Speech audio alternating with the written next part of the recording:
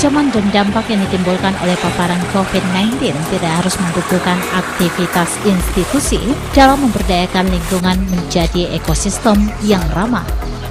Berbagai upaya dilakukan untuk menyelamatkan ekosistem, termasuk memutus rantai penyebarluasan COVID-19 di lingkungan masyarakat dengan cara menyemprotkan desinfektan pada lokasi-lokasi yang berpotensi merangsang penyebarluasan virus, bakteri, kuman penyakit di tempat pembuangan akhir TPA.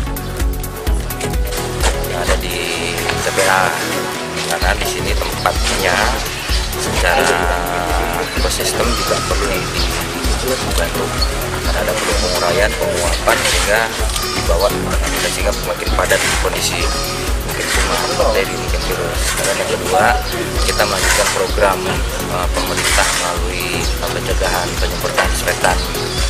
Ini saya utamakan di sini karena memang kita coba cari tempat yang mungkin dianggap sebagai sumber, kemudian kepadatan penduduk, kemudian tempat sebagai pengantar, ya, pengantar media. Nah, ini kan lalu lalang mobil kendaraan buang sampah ini kan juga menciptakan seperti itu. Itu aja. Jadi tujuan kita satu penguraian, yang kedua kita mencoba mempercepat proses program pemerintah melalui pencegahan penyebaran disinfektan itu. Kemudian yang terakhir kita mencoba limbah yang ada di TPA ini menjadi limbah yang benar-benar bisa terpakai. Itu jadi tidak hanya kompos saja, tapi bisa lebih dari itu.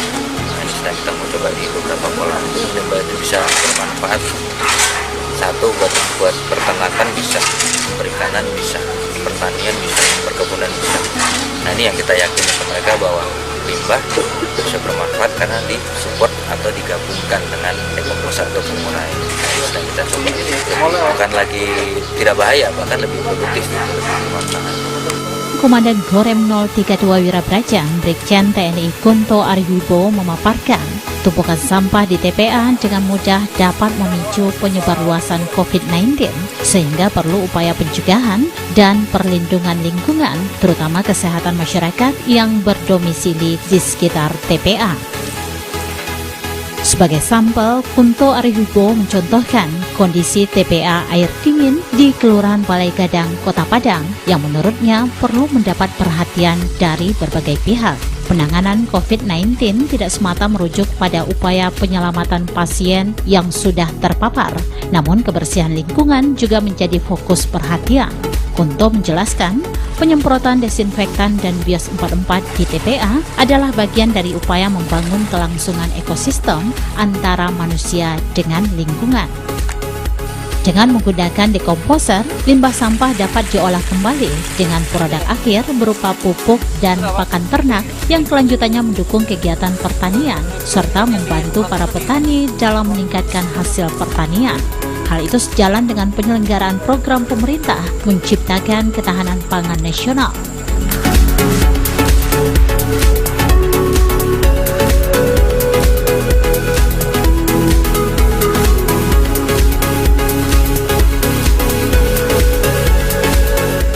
Nah, ini kita nanti hasil labnya mudah-mudahan ada peningkatan dari standar air untuk bisa menghidupi atau bisa digunakan.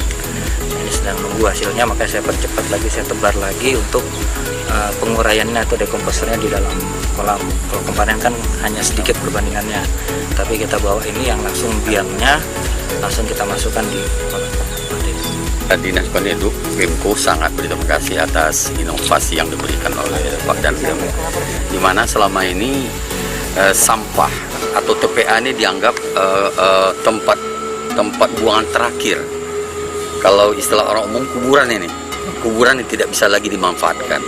Ternyata dengan inovasi pemberian bios, kita berharap TPA bukan lagi tempat pembuangan akhir, tempat berlanjutnya satu ekosistem, di mana nanti apabila hasil uji lab ini hasilnya bagus, mencapai pH 6 cukup, saya pikir cukup 6, ini bisa kita pakai ini.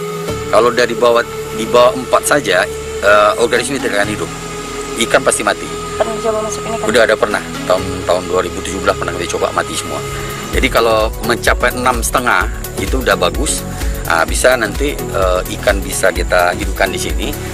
Jadi kami sangat bersyukur sekali dengan inovasi supporting dari Bapak Dandim terhadap TPA air dingin yang selama ini memang belum ada tindakan yang seperti ini.